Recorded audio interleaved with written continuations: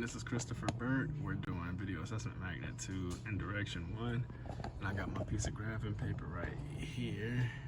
1 second, let me adjust the tripod. Okay, so the first one, draw 3a minus 3b and 1/3 of c. So 3a, I'm gonna multiply that vector there and make a bigger times 3. So that's the new vector. Well, yeah, that's vector 3a, yeah. And then minus 3b. So I'm gonna small in vector b, or sorry, I'm gonna flip vector b because it's negative. So I'm gonna flip it in the opposite direction and make it bigger times 3. So that's vector 3. That's the new vector for b, negative 3b. I flipped it, and then for 1/3 c, I quite literally just shortened the line, make it 1/3 the size it is now, but nothing else changes. And boom. And part B, so that was part A. Part B, redraw vectors from part A tip to tail, and so the resultant will be vector P. So literally these are going to be tip to tail. Okay, so that's 3a, that's a negative 3b, and then C is more of a narrow line, but 1/3 C, yeah. Or more of a slanted line, I should say, I wouldn't really call it narrow. It's a different angle.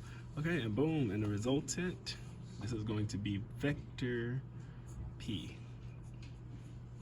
Now describe the direction using squares. Okay, so describing vector, or the resultant, which is vector P, essentially it comes to the right, then it goes up to the left, and then more of a angled left, because 1/3 C is more of a slanted line than vector B was, vector negative 3b. So write an equation that shows the relationship between P, A, B, and C. Okay, so vector A plus vector B plus vector C equals the resultant, or vector P. Now repeat steps B to D, but draw the vectors tip to tail in a different order and call the resultant Q. Or this. Okay, so this is C. Okay, we're gonna do the vector B first. The new vector B. We're gonna do that one first. And then we'll do vector A. And then we'll do vector C. Alright, and so that's vector, or the resultant vector Q. So that's the new one for it. And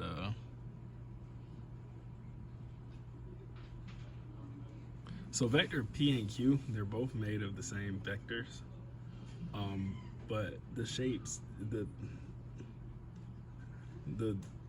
when I changed the order of them, it did form a different shape, a different vector. It formed a different shape, I guess. But they are made up of the same quantities, the same vectors.